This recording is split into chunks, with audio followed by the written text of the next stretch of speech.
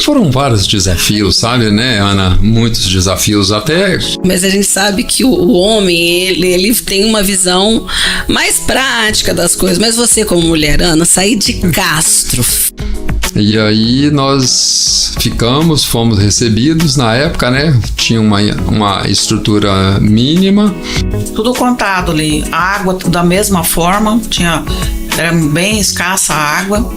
Na verdade, assim, o sistema cooperativista ali ele foi implantado na totalidade para quase tudo, então. Novo, com gás para trabalhar, não reclamar, tava tudo bom, porque não queria. Entusiasmo total. Ele envolve todas as instâncias, né? Municipal, estadual e federal.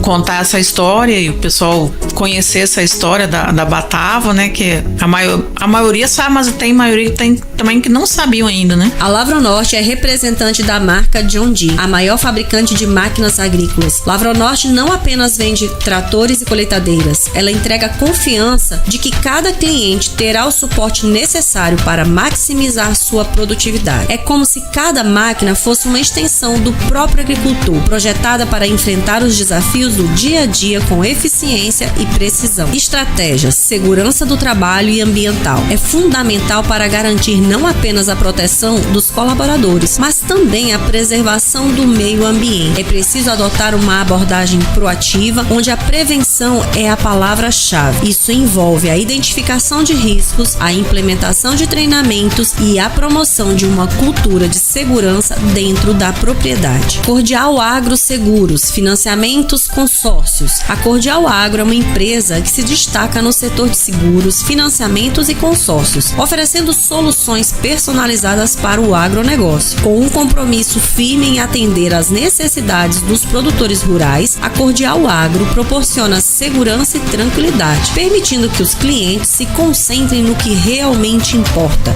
o cultivo e a produção. NS Bio Sustentabilidade se destaca por oferecer inovações sustentáveis voltadas para o controle fitossanitário de cultivos. A empresa busca integrar práticas que protejam as plantas e o meio ambiente. Focada em soluções sustentáveis, a NS Bio atua em diversas áreas, como agricultura, gestão de resíduos e energias renováveis, sempre buscando minimizar o impacto ambiental e promover a biodiversidade. Fazenda Laruna é um exemplo inspirador de liderança feminina. Essa abordagem encoraja outras mulheres, mostrando que é possível ter sucesso. A fazenda também pode servir como exemplo de boas práticas agrícolas, inspirando outros produtores a adotarem um método que beneficie tanto a produção quanto o ecossistema. A Agromina é uma empresa reconhecida pela sua excelência na produção e manejo de suínos, com um compromisso firme com a qualidade e a sustentabilidade. A Agromina se destaca em várias áreas, incluindo genética, nutrição e saúde animal,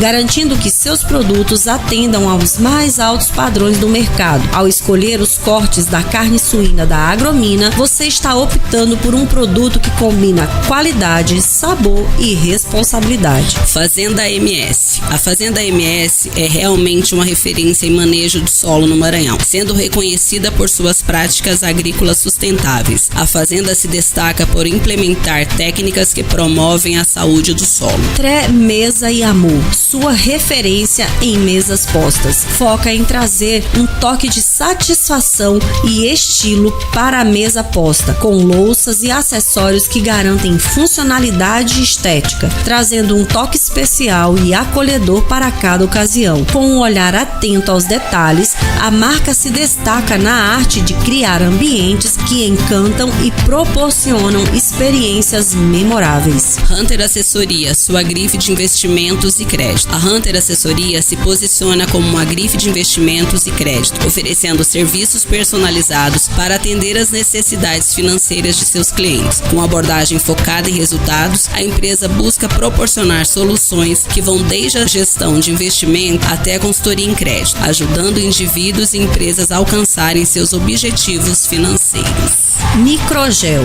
Microgel e biotecnologia. É uma empresa que atua na área de biotecnologia, focando em soluções inovadoras para o setor agrícola e ambiental. Os produtos da Microgel podem incluir biofertilizantes, inoculantes e outros bioprodutos que ajudam a otimizar o uso de recursos naturais, reduzindo a necessidade de insumos químicos e promovendo a sustentabilidade. Chamanabutina, seu programa cast semanal, e essa semana nós estamos com pratas da casa, né, Lara? Isso. Olha só, hoje estamos de estúdio cheio. Olha que maravilha. Hoje tá. É bom demais, né? A gente fica até com saudade porque a gente acaba fazendo muita entrevista à distância. É a distância, né? porque é complicado para as pessoas virem, né? É verdade. Mas é que também muitas vezes a gente convida a prata da casa, eles correm, ficam com vergonha, não quer vir. Deixar logo um recadinho do coração pras pratas da casa. Gente, quando a gente convidar, vem pra cá, vem bater papo com a gente, vem compartilhar histórias boas, né? Então, nossas boas-vindas, Olivério e a Ana, né, que estão aqui com a gente hoje. Eu vou começar com a Ana, né, porque a gente dá sempre preferência pras meninas mesmo, né, que é Com certeza. olha, tá concordando. Então, Ana Bart, por favor, se apresente, porque a gente começa aqui assim, né, muito à vontade, é muito tranquilo, e nós temos o costume, né, Lara, que os nossos convidados aqui se apresentam. Conta a sua história pra gente, quem que é a Ana, de onde que ela veio, o que que ela faz, pode contar pra gente, por favor. Boa tarde, obrigada pelo convite. Estou há 30 anos aqui, fez 30 anos que a gente chegou. Vim do Paraná, Castro, Paraná. Vim de uma região leiteira, onde a gente mexia tirava leite. Fui criada já nesse ramo com meus pais, depois quando eu casei também, no mesmo ramo. E aqui já era totalmente um outro ramo, que a gente ia desbravar. E vieram para uma área ainda mais desbravadora ainda, né? Sim. Eu vim com um filho, o mais velho, que hoje tem 34 anos. Alex Bart. Alex, conhecido como Alex. Depois de 7 anos nasceu o outro, Alan. E tive assim, várias visitas, né, do meu pai, sogra, sogro. Meu sogro vinha fazer a safra com a gente todo ano. Às vezes trazia um carro junto, um caminhão. Coisa boa. Quando rendia o negócio. Coisa boa. Pois é, mas aí agora a gente vai pro próximo convidado para se apresentar e depois a gente volta com tudo junto. Então, bem-vindo, Olivério, muito obrigada. Obrigada, Ana, também por ter, né, por tirar desse tempinho para conversar com a gente. Aí também, pessoal, muitas vezes tem gente que fala, Olivério da Batava, mas assim, no meio nosso, todo mundo sabe quem é, né? Mas tem um outro público que muitas vezes as pessoas não sabem quem é. Muito bem, Lara, obrigado pelo convite, a Diana. Muito bacana a presença da Ana aqui também, né? A nossa vizinha lá de Projeto Prodecer, né? Mas então, a nossa história é bem parecida também, né? A gente veio para fazer parte do Prodecer, Programa de Desenvolvimento dos Cerrados, né? E na época era uma grande conquista para a gente compor esse projeto, né? Que eu já conhecia esse projeto de outras regiões do Cerrado Mineiro, né? Da região de Paracatu. Onde eu estava morando na época, né? No início dos anos 90, final dos anos 80, início dos anos 90. E aí eu fiquei sabendo desse programa. Eu também sou de uma família de berço agro, né? Meus pais produtores rurais, pecuaristas no sul da Bahia. E bem região de vizinha com Minas Gerais também, uma forte ligação com Minas. Tanto é que eu fui registrado em Minas Gerais, né, de registro sul-mineiro, e maranhense, 30 anos de Maranhão já, né, essa terra maravilhosa. A gente veio com esse objetivo mesmo, né, Prodecer, Companhia de Promoção Agrícola Campo, né, que instalou esse projeto maravilhoso de produção de grãos, e caímos aqui que eu sempre falo, né, num pedacinho do céu, aquela região lá, como ficou conhecida, né, o Gerais de Balsas, que é a região da Batavo. É uma região fantástica. E estamos lá. Vamos comemorar os 30 anos agora, né? Porque justamente isso. Quem está na casa dos 30 e alguma coisa não lembra do início. Né, como era difícil, né, questão de estrada, questão da distância, e como esse projeto também foi importante para o estado e para a cidade, que eu me lembro bem, veio o pessoal do Globo Rural fazer entrevista com quem estava chegando, as primeiras famílias, e já falando das primeiras famílias, é uma pergunta que eu quero fazer para os dois, né, porque os dois, né, aqui a gente vai contar duas histórias diferentes, mas essa história os dois podem contar. Quem ainda da primeira leva está no projeto? Que veio e ficou. Enfrentou todos esses desafios. Né? Porque o primeiro grande desafio aí, acho que era realmente a questão logística, né?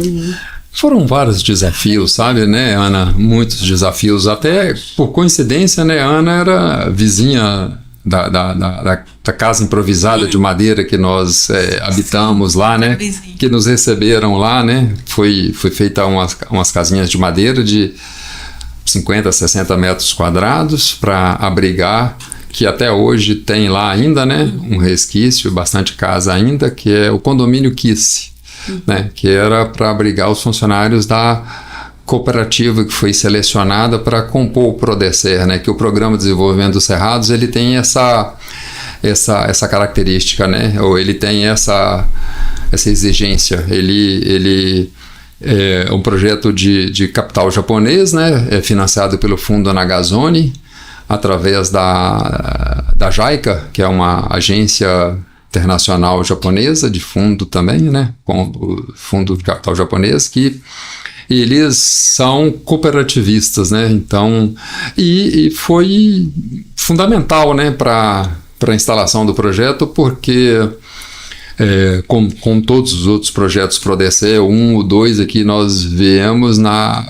etapa 3, no Prodecer 3. Eles convidam uma cooperativa para ela cuidar e administrar dos silos, né, para recepção dos grãos, cuidar das compras, cuidar da comercialização, todo o objetivo cooperativista mesmo, né? E aí nós fomos recebidos na época, né? Tinha uma estrutura mínima, um desafio, né? 200 quilômetros de distância da sede do município, a estrada por fazer, né? Que a cooperativa, através dos financiamentos que acabou de chegar à estrada lá ainda, né? Para quem é da região, lembra muito bem da Fazenda Bacuri, né? Da família Ullmann. Uhum. E da Fazenda Buritirana, né? Que é dos Anelas, isso, né? E a nossa área, 40 quilômetros para frente ainda, né? A estrada até na época ia só até a Fazenda Buritirana. Então, 40 quilômetros além da Buritirana. Então, foi um desafio, mas eu falo que tudo muito gostoso, né? Por quê? Todas as dificuldades, né? Como sempre tem, mas um projeto muito bem assistido, né? Com verbas todas carimbadas, né?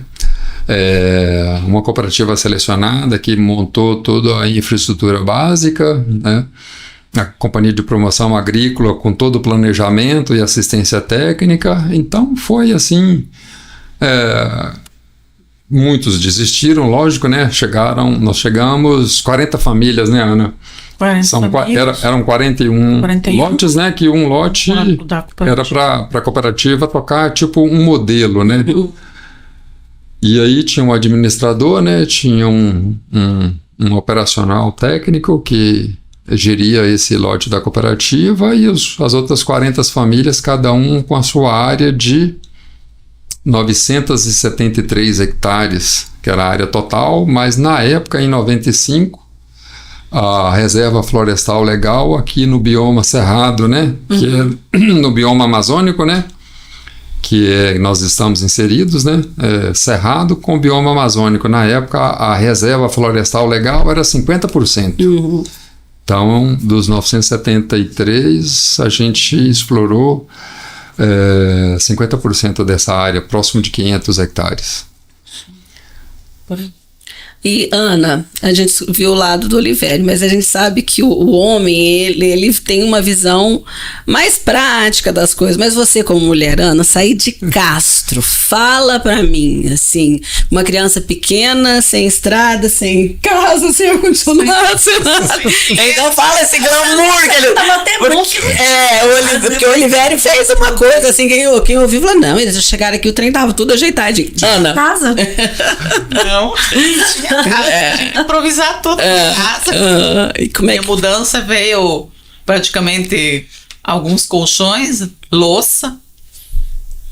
Não tinha, a TV veio, mas não tinha, né, demorou, a gente demorou, não tinha energia, o motor ficava ligado a poucos dias durante a semana, durante os dias, poucas horas à noite, tudo contado ali. A água da mesma forma, era bem escassa a água, a gente tinha que saber aproveitar a água, energia, tudo ao mesmo tempo. E porque tinha outros também, então a gente tinha que fazer tudo limitado. E aí você saiu da parte de leite, que trabalha praticamente, não tem folga, né? De domingo a domingo. Quem trabalha com leite, o pessoal acha que é muito tranquilo, mas é de domingo a domingo, galera, porque não tem como, não. O que eu falo assim pra ti, você era o quê? 30 anos? Você tinha 28 anos. Eu imaginei que fosse por aí, quer dizer... Nova, com gás para trabalhar, não reclamava, tava tudo bom. Porque não queria... Entusiasmo total. Não queria crescer, não queria voltar. Sim. Tinha que dar certo. O que é muito bom, né, Ana? Porque, assim, se a gente for pensar, você, quando chega com esse gás e com essa disposição, por mais que tenha dificuldade, né, mas você realmente passou por tudo isso com muita resiliência, né? Sim. Eu não passei por dificuldade, mas, tipo assim, foi tudo muito bom. Faria de novo. E para estudar? No caso, você estava com... O Alex, então, era pequeno, né? O Alex tinha 4 anos. a 5 anos. E como é que foi esse período inicial e as outras famílias que tinham crianças? Com a questão de escola, por exemplo. A primeira criança que chegou lá também foi o Alex. Tinha mais uma menina, Flávia, de 12 anos, que era também um pessoal que veio lá de fora. Aí foi montada improvisadamente uma sala de aula na cooperativa, numa sala da cooperativa, de madeira também, junto com esse condomínio Kiss aí, que era tudo no mesmo local. Uhum. E a professora era de lá de Carambeí também, que a gente esperou ela chegar, que ela chegou lá em mês de setembro, outubro. A gente aguardou ela chegar para começar a dar as primeiras aulas ali. Fazendo um sistema dentro do montessoriano. Mas ela veio com a família para o projeto, ou ela veio especificamente para ser a professora do projeto? Ela veio para participar do projeto, a esposa do Karel Loss, a Mina, Vili Mina, que era chamada, ela veio para o projeto. Ah, tá. E aí quem era professora dava aula, quem não era professora já fazia outras coisas. Mas sempre ocupado com alguma coisa, né? Escola, na época tinha um pouco de mexendo da igreja, no pessoal da igreja ali mexendo. Na verdade, assim, o sistema cooperativista ali ele foi implantado na totalidade para quase tudo, então, do tipo, não é porque era o sistema cooperativo só para plantio e a colheita para recebimento de produto, compra de insumos. Ele era como um sistema colaborativo geral então. Sim, social mesmo, social. Viu, Edina? E até a Ana falou muito bem, né? Essa foi a fase bem inicial, né? Porque o Prodecer, ele envolve todas as instâncias, né? Municipal, estadual e federal, tá? Então, o projeto foi assinado um amplo acordo, né? Com o município de Balsas, com o estado do Maranhão e o Tesouro Nacional, né? O Tesouro foi o agente repassador da verba, né? De captação da verba internacional. O Estado do Maranhão foi assinado o acordo na época. O Estado, no caso, entrou com a contrapartida, ele entrou com a área. Não, a área foi comprada, okay. Lara. A área foi tudo comprada. O Estado, a contrapartida do Estado era para fazer as funções do Estado. Assinado esse acordo, né? Tipo assim, estradas, energia, escola de ginásio, né? Sim. Da responsabilidade ou do compromisso do Estado. O município também, o município entrou com a escola básica, né? E posto de saúde e tudo mais, né? Então foi assim, um amplo acordo envolvendo todas as instâncias públicas, né? Que até tem esse acordo binacional assinado e cada um com a sua responsabilidade. Tanto é que o Estado do Maranhão construiu uma boa escola lá, com extensão do Padre Fábio, né? Daqui de Balsas, né, Ana? Sim. E logo na sequência, como nós chegamos ali por volta de maio, junho, julho, né? Maio a gente estava aqui conhecendo. Foi a partir de julho, agosto. Então, bem no meio do ano, aquele primeiro ano a cooperativa fez esses ajustes improvisos aí para as crianças que tinham chegado não ficar sem aula, né? E na sequência, a partir de 1996, já o município e o Estado já tomou frente da escola, da parte de escola e tudo mais. A escola da Batava, inclusive, teve já no topo do estado, né, como uma escola já bem conceituada. Uma escola modelo, né? Uma escola modelo. Quando até então, né, Lara, tava as famílias lá ainda no início dos anos 2000, que ainda a partir de 2002, 2003 entrou num período de dificuldade até no comércio internacional dos grãos, né? Caiu muito o preço, aí desestimulou algumas famílias, né? E o endividamento muito grande geral, também, né? Não foi só uma... Foi no geral. Mas falando lá do início de 95, né? Quando o Prodecer chegou aqui na região em 95, Maranhão plantava 200 mil hectares, né? Então é um projeto de incentivador mesmo. Inovador, né? Inovador e incentivador do desenvolvimento, né?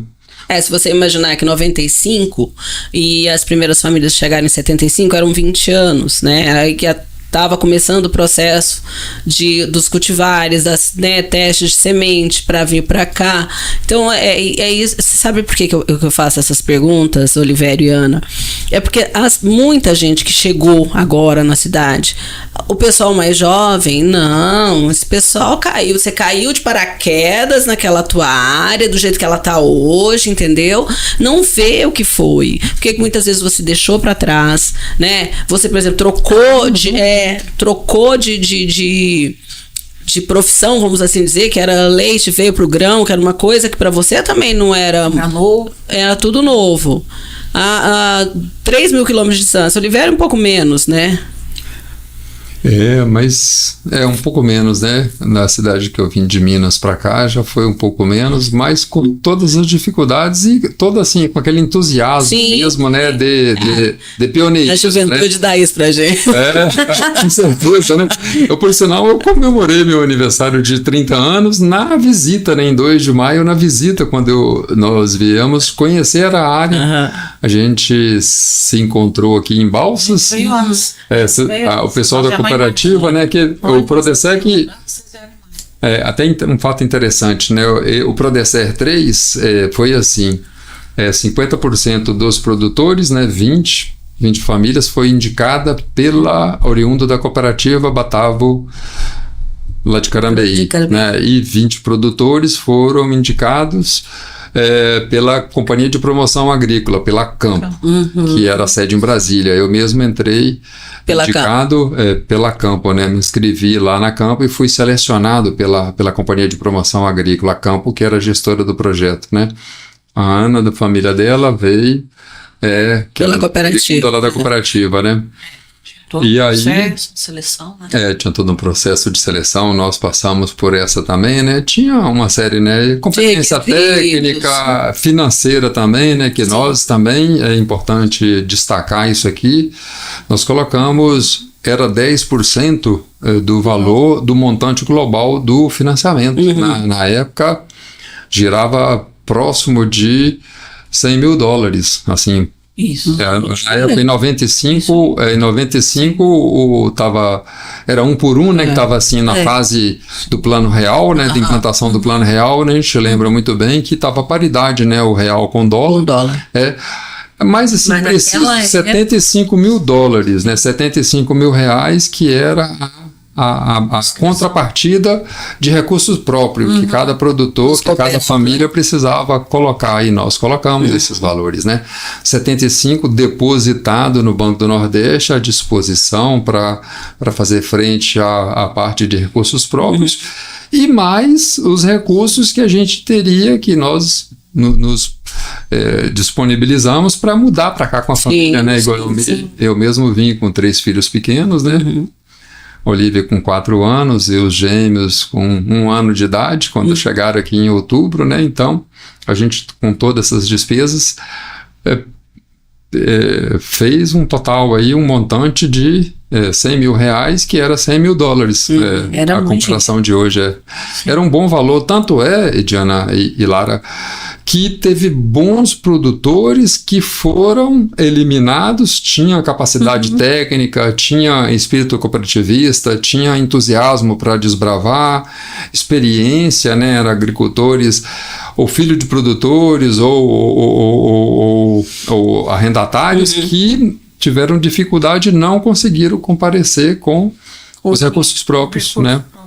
Aí acabou que não tiveram condição. E estava numa fase muito complicada, né? Que a instalação do Plano Real em 95, dinheiro quase igual agora, né? Muito escasso, muito difícil, tá?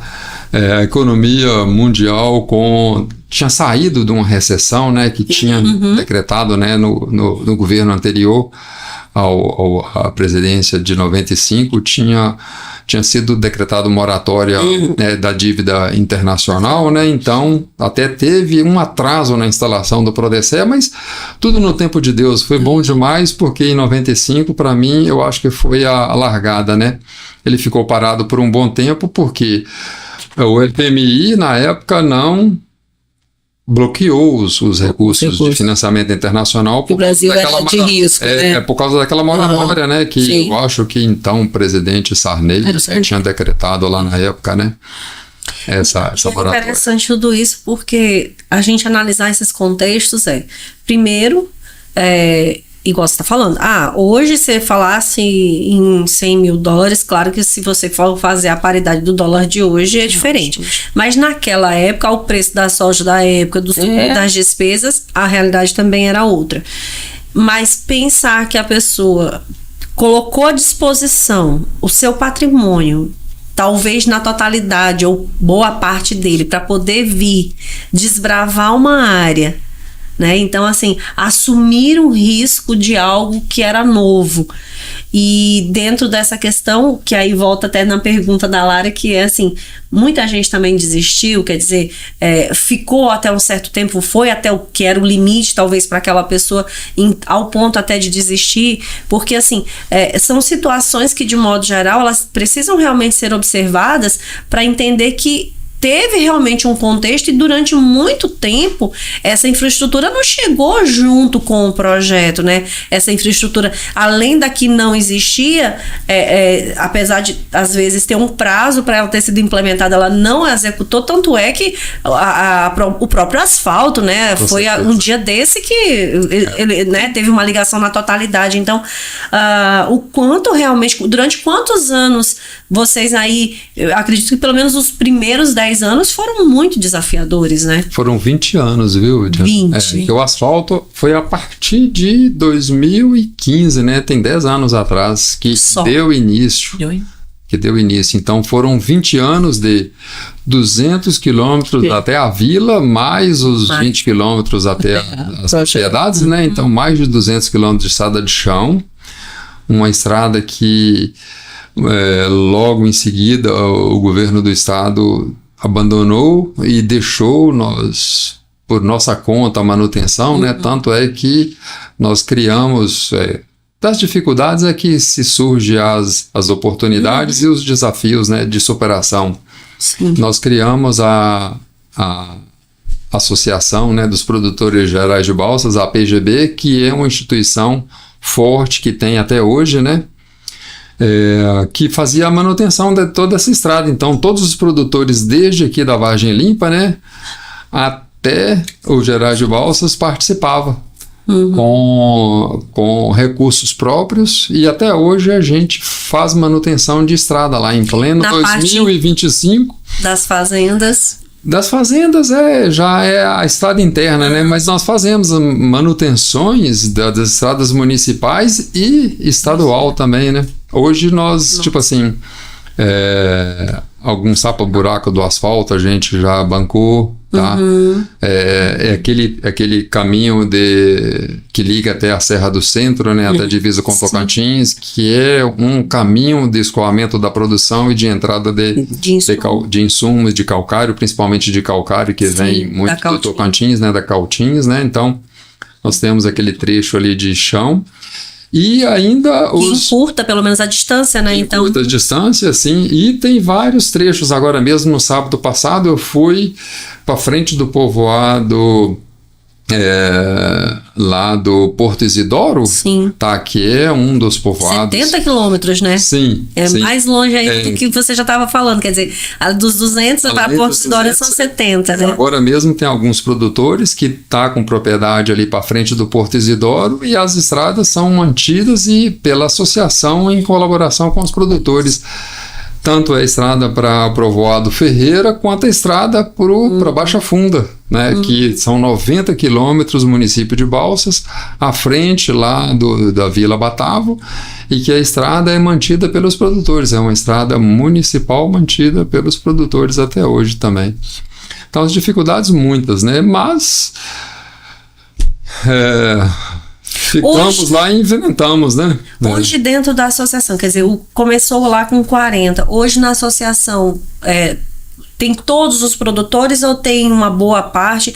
Tem um número hoje de associados, assim, ou de produtores naquela região? Tem. Na associação hoje praticamente 100% dos produtores que ainda estão estabelecidos, e as empresas, né? O Grupo SLC Agrícola mesmo, né? Que é uma das associadas, né? Da associação, que é até foi muito difícil de explicar para a diretoria, né? Uma empresa listada na Bolsa, como é que ela precisa fazer manutenção de estrada estadual e estrada municipal, como é que ela tem que pagar mais disso, né? Então, é toda uma coisa assim, bem Brasil mesmo, sabe? Difícil de explicar, parece assim, meio uma coisa alienígena, né? Mas a nossa garra, a nossa resistência, né, do produtor rural. Eu até comento muito assim, eu acho muito bacana esse trabalho de vocês, mulheres do agro, né? Que são as nossas companheiras, né? É muito importante, que dá sustentação, que nos dá motivação e nos dá até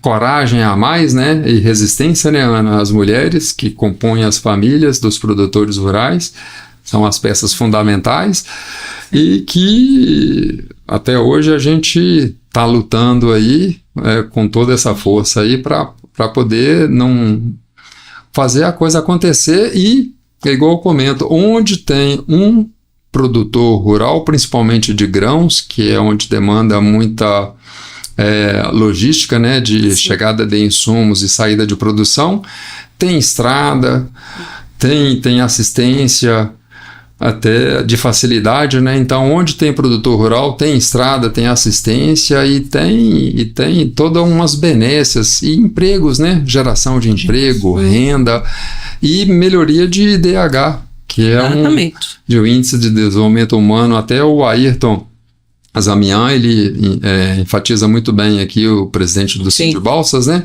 Que em 95 o IDH de Balsas era um dos piores do estado do Maranhão. Hoje parece que é o terceiro melhor do estado, né? Tá perdendo só para capital, Imperatriz, alguma coisa assim. Tá entre os 5 melhores IDHs do estado. Então, E eu até falo com os produtores da nossa região lá, que é muito pecuarista também, né? Eu acho esse barato da produção de grãos é que ela é uma atividade extremamente social, ela distribui renda, né? Demanda muita mão de obra, muito investimento de maquinário, então a indústria gera muito emprego também para produzir máquinas para o setor. E os trabalhadores do agro são os trabalhadores melhores remunerados, né?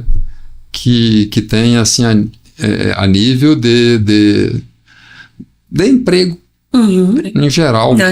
Acho que só perde para o setor tipo público, informática, né? Informática, né? O setor privado, né? Hoje eu estava conversando justamente com uma moça que veio para dar uma palestra e ela conhecia Balsas há um tempo atrás. Aí ela falou, nossa, mas como cresceu? Aí eu olhei para ela e falei assim, é o agro. Se você andar em outras regiões do estado que não tem o agro, você vai ver que a cidade não teve esse desenvolvimento. E muitas vezes, Ana e Olivério, o discurso eu não vivo do agro. Meu filho, é o campo e a cidade. O dinheiro que sai do campo movimenta a cidade. Então, o teu emprego na cidade depende do campo. Com certeza. Né? Então, essa coexistência que muita gente não entende. Acha que o campo é uma coisa só, tá lá, mas esquece que tem a fazenda come, quem tá lá, tem combustível, tem maquinário, tem peça, né? Você precisa de um técnico, alguma coisa, você tem que levar da cidade. Então, as pessoas esquecem disso. E é muito triste você escutar, né? Mas é aquela coisa, é falar sem conhecer, sem entender, e aí as pessoas não pensam. Mas me contem, e essa festa, essa bodas de pérola, né? 30 anos, bodas de pérola. Que a Batavo vai fazer. Aliás, gente, quem tá muitas vezes a pessoa não sabe o motivo do nome Batavo, né? Foi justamente porque em Castro tinha um iogurte, né? Que era da Batavo. E como veio muita gente de lá, como é que vai ser?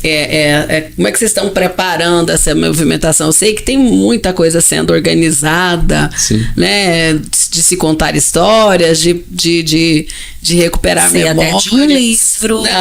Eu não queria soltar, mas você já soltou. Eu estava tentando enrolar.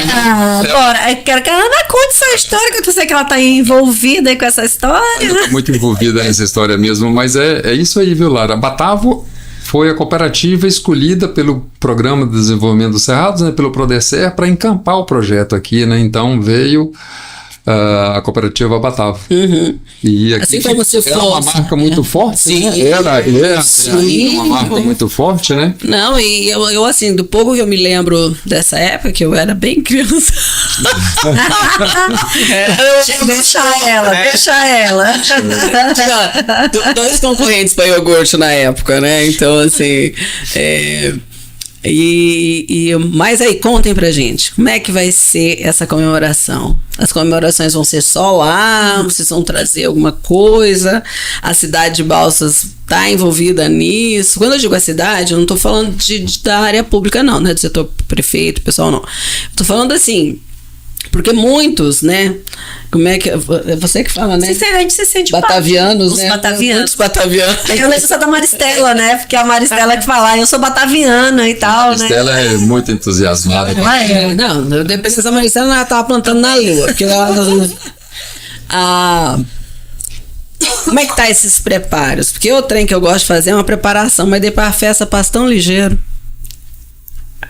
Começou com o livro, né? Cada família escreveu a sua história do início até agora. E para editar um livro. A maioria escreveu. Está sendo editado, já está sendo produzido, já tá no forno. Mas o lançamento é para a festa, qual que é a ideia para a festa. O lançamento é no dia. Tem previsão para ter a Agrobatavo também? É no mesmo período? A ideia é juntar esses eventos ou são eventos independentes? Porque as pessoas... acabou que as pessoas agora já conhecem a Agrobatavo, né? Tem gente que nunca tinha ido na Batavo por conta dos dias da agro. Facilitou, as pessoas conhecem um pouco mais, né? Tornou um pouco mais acessível mesmo. Sim, ficou acessível. Então, qual que é a ideia para esse ano? O lançamento do livro é com um jantar com alguns convidados, né? Aqui na cidade ou lá? Lá na Batava. Lá na Batava. É tudo lá também. É tudo lá. E aí, no mesmo dia do lançamento, o lançamento do livro funciona Agrobatavo, vai funcionar Agrobatavo. Que vem o pessoal monta os stands das empresas, né? Sim. Vai ter show. Alguma família não quis escrever a história? Ficou receoso de escrever? Eu pergunto isso porque muitas vezes eu e a Diana, a gente vai conversar com as pessoas e a gente sente que ela não quer expor, né? Tem casos tem casos e casos, né, Lara e Diana? Então, essa festa mesmo, né? Já tem, assim, de alguns eventos, né? De alguns tempos que vem se fazendo, né? A festa da colheita começou com a festa da colheita, né? Os nossos vizinhos da família Takahashi, junto com os meninos do seu Ademar alemão, muito entusiasmados, começaram a fazer um boi no rolete. Um churrasco para comemorar o final da colheita, né? Como é de tradição aqui na região, né? Cada um termina a colheita. Agradecimento. Aí faz, cada um termina uma colheita na fazenda, faz um churrasquinho ali na fazenda. Aí a gente teve essa ideia a partir de finalização total ali, maio, por aí, fazer a festa da safra, né? A festa da soja.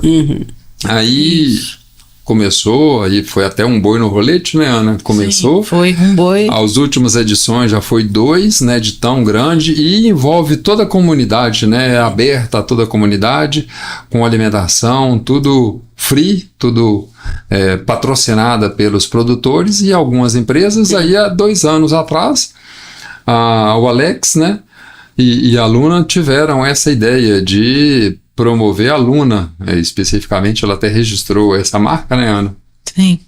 Então ela teve essa ideia de, junto com a festa da soja, lá da Batavo, fazer a Agrobatavo, né? E chamar os concessionários, né? Porque a região foi crescendo muito também, né? Vários outros produtores adjacentes, né? Vende muita máquina, muita insumos e sementes e tudo mais. Então as empresas foram e montaram um stand e foi um sucesso no primeiro evento, né? E aí está sendo repetido, agora vai ser a segunda edição em comemoração a esses 30 anos, né? A gente juntou a festa da colheita da soja junto com a literalmente a fome com a vontade de comer. Sim. E agora com um motivo especial, né, Ana? A comemoração dos 30 anos. Então vai ser. E estão todos convidados, viu, Diana? Sim. Todos convidados. Vai ser dia 25 de abril, na sexta-feira, dia 25, 26 e 27 de abril. Vai dar no final de semana. O chão leva para uma Estela, né? Pois é. Aí dia 25. Bota da tia Leninha. Tá todos envolvidos, né? As esposas dos produtores. Aí a gente tá programando, assim, a Maristela que está tomando frente mesmo, né? Dia 25 é recepção de autoridades, né? Das pessoas que fizeram parte desses 30 anos, do início desses 30 anos do Prodecé e da instalação do projeto. É mais bonita, com certeza. Eu acho que isso é a valorização dessa história. Tem convidados, assim, que hoje não moram mais aqui, que foram da Batavo e vão vir para o evento, ou não tem? Se vocês não tem alguém que venha de fora, que era do projeto e resolveu ir embora?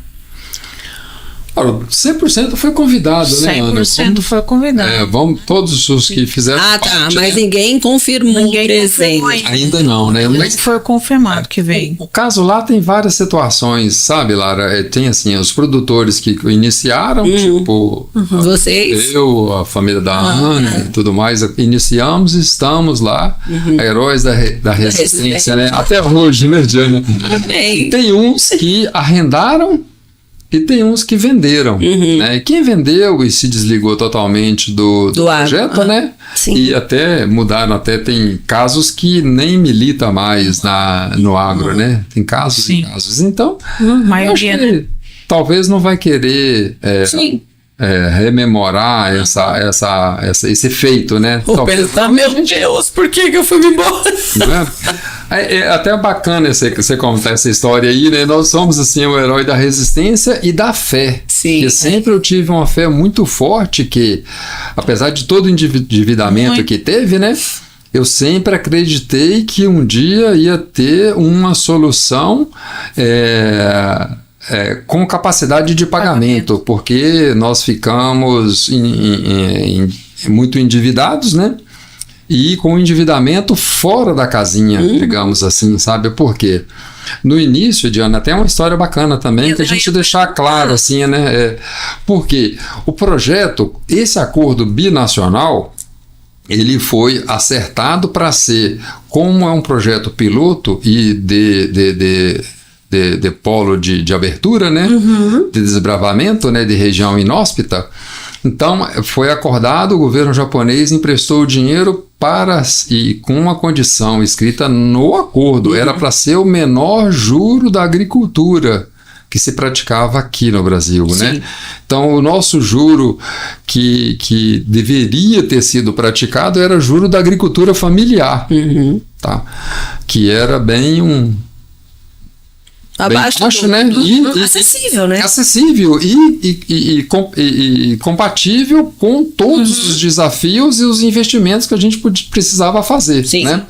Só que aquelas coisas, né? Assinam um projeto, assinam um acordo, quando é internado esse acordo, aí o Tesouro Nacional passa para uma instituição financeira, né? E que aqui a gente tem as suas regras próprias, né? Aí aqui, até bom que nós fomos agraciados pelo Banco do Nordeste, que aceitou a fazer a parte financeira do projeto, né? Sim. O Banco do Brasil já tinha casos de insucesso do Prodecé 1 e 2, foi muito resistente, né? Não quis, tanto é que no Tocantins, que foi logo no segundo ano, foi instalado a segunda fase do Prodecé 3, né? Lá em Pedro Afonso.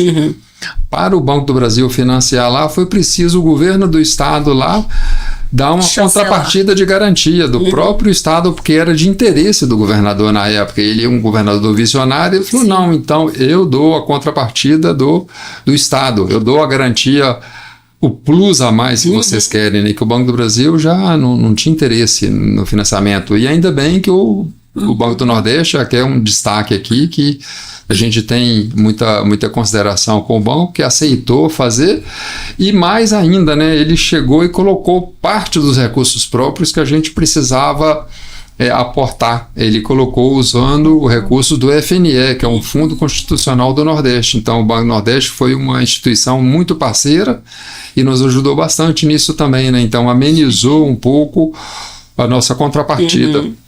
Tá, então, mas só que quando analisou a dimensão do projeto, não, plantando quase 500 hectares, não, 500 hectares é categoria de grande produtor. Então, grande produtor, a regra da época era TJLP, que era taxa de juro de longo prazo, mais 6% ao ano. E se discute, não, mas é projeto especial, é financiamento japonês, precisa ser o menor juro. Não. Aqui a política agrícola, o crédito agrícola, o crédito agrícola é para ser TJLP mais 6. Aí, então tá. Vamos aceitar, né? Naquela época? No primeiro ano, Diana, boa pergunta. No primeiro ano deu quase 30%. Meu Deus do céu. Você chegou a 36 quase 30% ao ano, né? Então, o nosso endividamento no primeiro ano, né?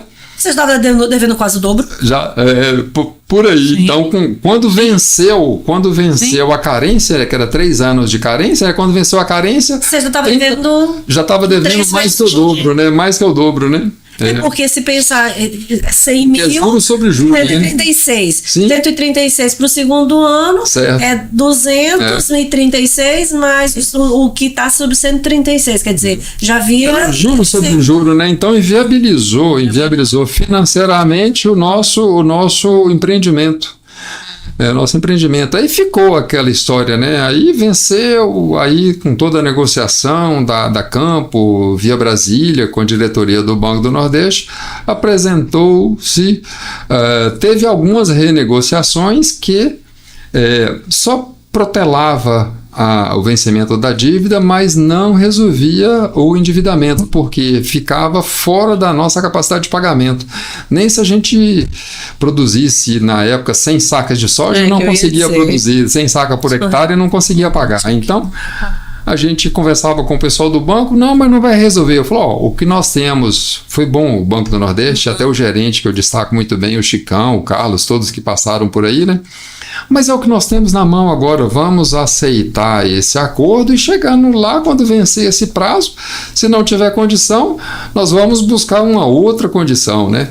Né, Rana? Essas reuniões eram bem interessantes, né, Rana? Muito. Isso, eu era excelente nessa parte. Postergando. Aí foi postergando até chegou um ponto que não se mais pôde, não teve mais saída.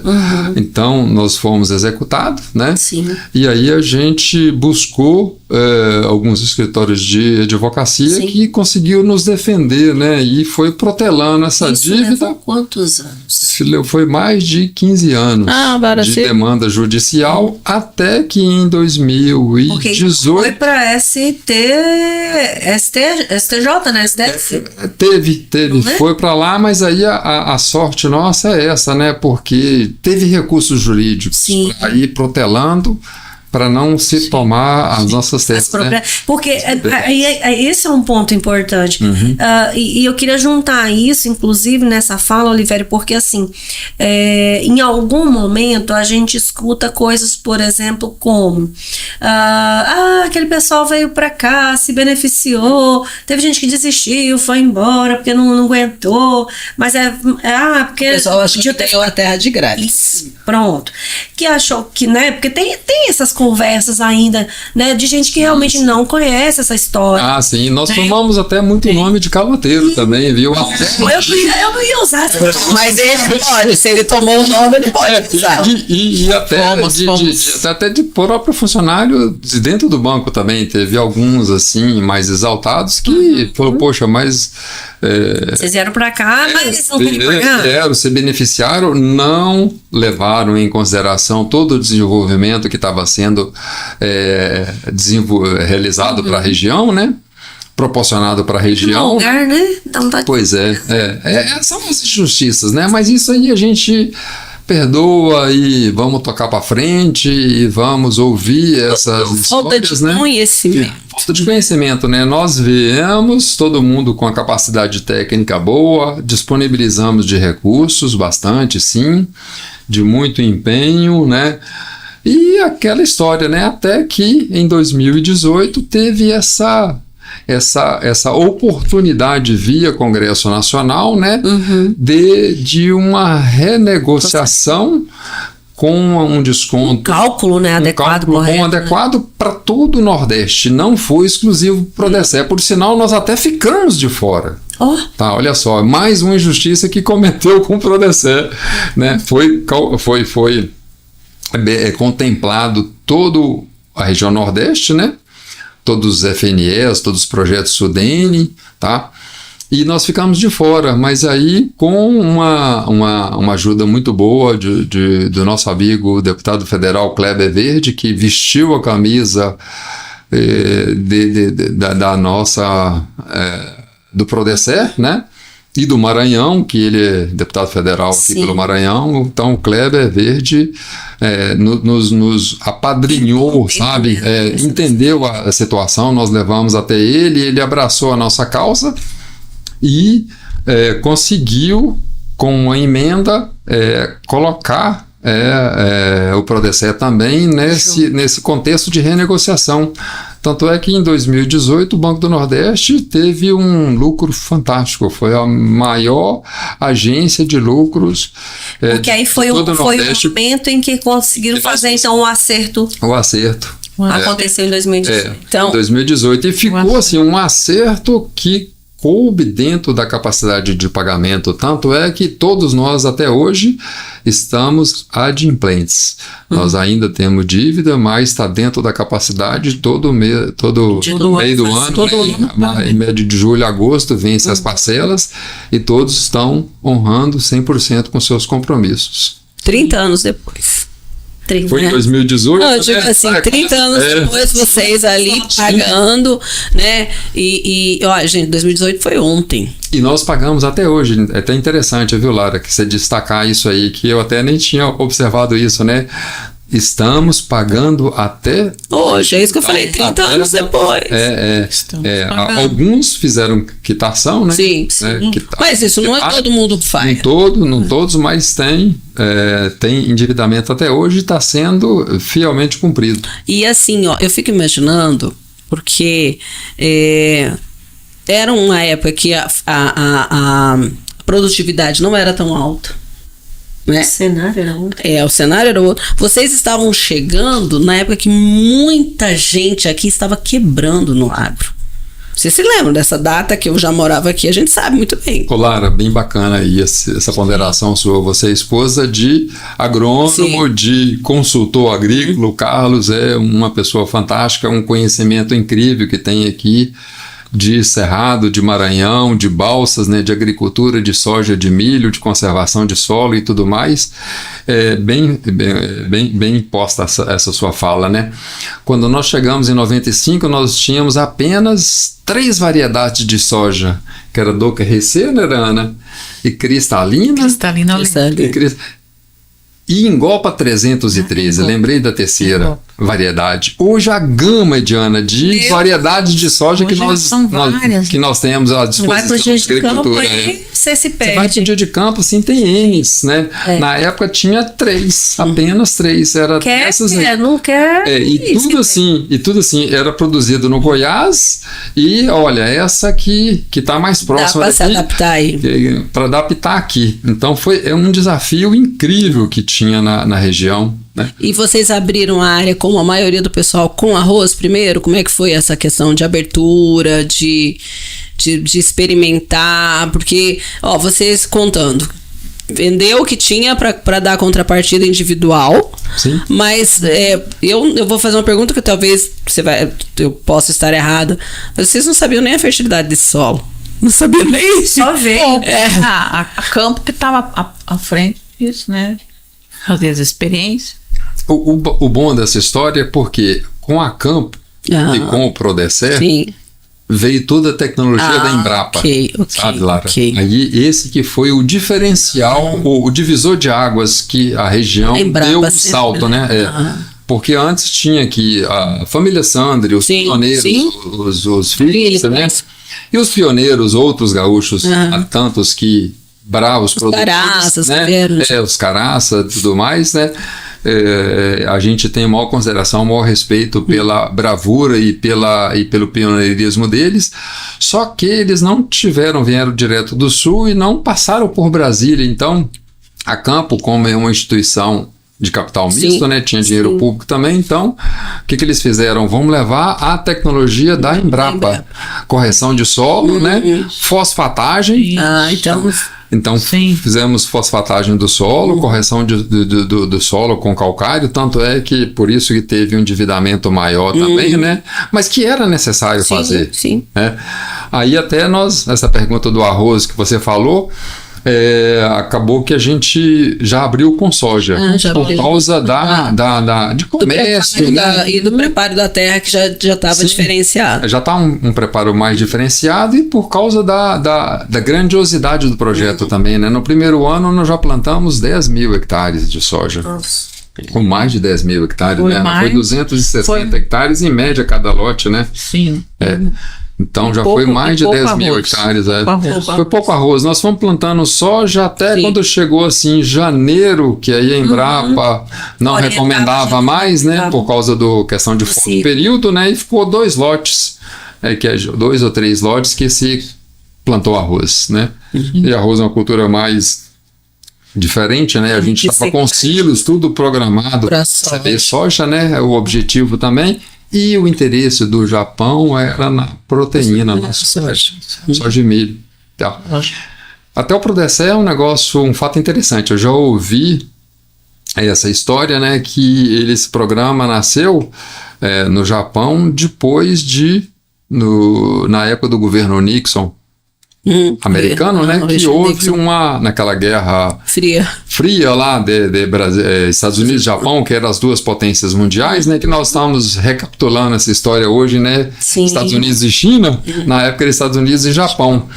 Então, diz que no governo Nixon ele chegou a ameaçar retaliar a exportação de alimentos para o Japão. O Japão é a segunda nação mais rica do mundo, mas terra muito pequena e não produzia praticamente nada, né? Muita gente, muito populoso e pouquíssima terra de produção, principalmente de proteína e energia, né? Só de milho.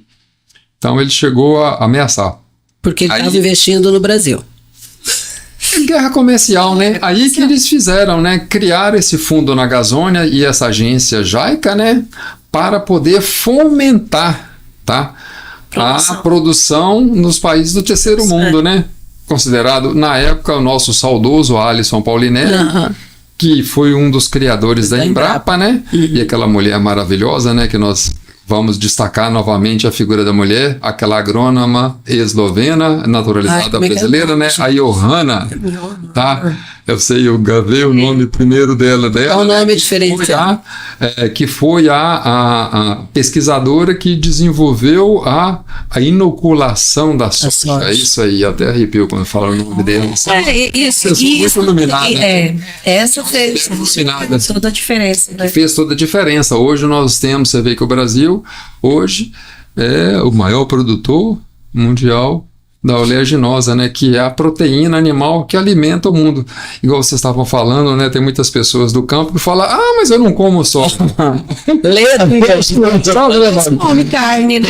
Como sim, você come soja, você come frango, você come peixe. Come peixe, você come uma carninha de porco, né, um suínozinho ali, margarina, óleo, leite, margarina, fora os remédios. Infinidade de coisas, né, e de subprodutos que é originário da soja, né? Não dizer que da soja, e hoje eles vão lá para um tal castanha ou qualquer nome do gênero, né? Que a gente está aqui fazendo propaganda de nenhuma marca, mas é só esclarecer que realmente tem mercado e espaço para todo mundo. Com certeza. E é importante, né? Sim. Então é isso, né? Então aí o Japão começou a financiar, começou com o Prodecé 1 lá em Minas, né? O Alisson Paulinelli, o mineiro lá de Lavras, né? Essa figura maravilhosa também, né?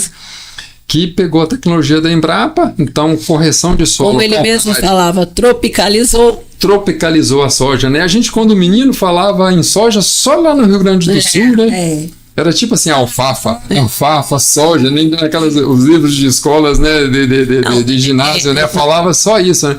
Só esses gaúchos que têm esse privilégio dessas culturas diferentes, né? Aí você vê que hoje planta-se soja no Brasil inteiro, é um grande país e hoje muito visado. O Japão ainda é uma potência mundial, altamente consumidora tanto da soja quanto do milho, quanto das proteínas animais, né? Carne de frango, de suíno, de boi. Eles têm bastante peixe porque um mar que explora bastante também. Consumidores de shoyu. Não é? Uma comidinha japonesa, né? Olha só. Mas hoje é a China, né? Que é a grande demanda. A Ásia, de uma forma geral, né? O presidente John Deere, né? O German até foi bem feliz naquelas colocações, né? Nós somos os grandes produtores de alimento e a Ásia é o grande consumidor. Boca para alimentar. 2/3 da população mundial está na Ásia. E aí a gente está chamando a atenção, né? E aí a gente passa a chamar a atenção e os governos acabam ficando contra.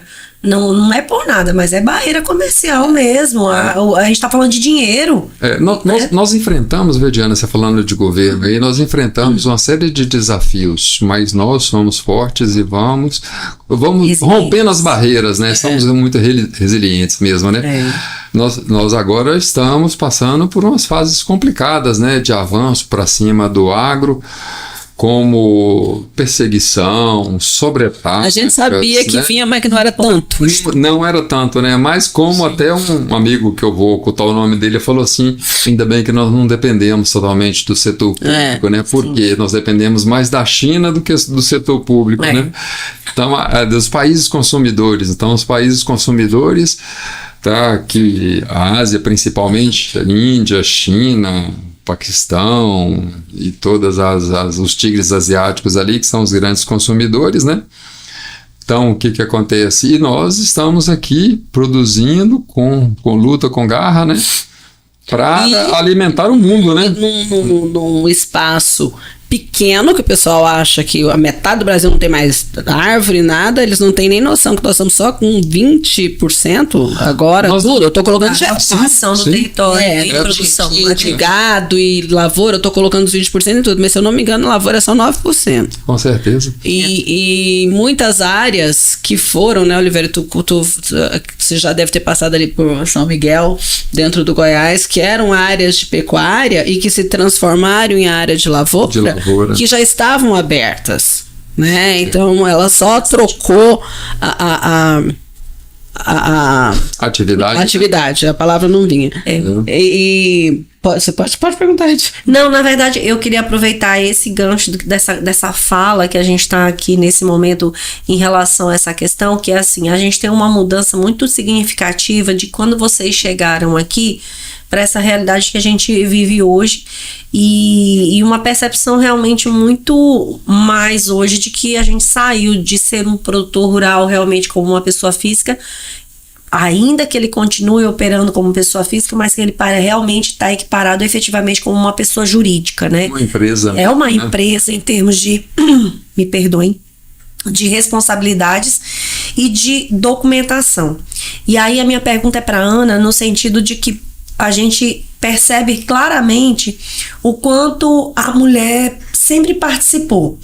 E na tua fala você já trouxe isso de que veio e que sempre contribuiu, que sempre colaborou.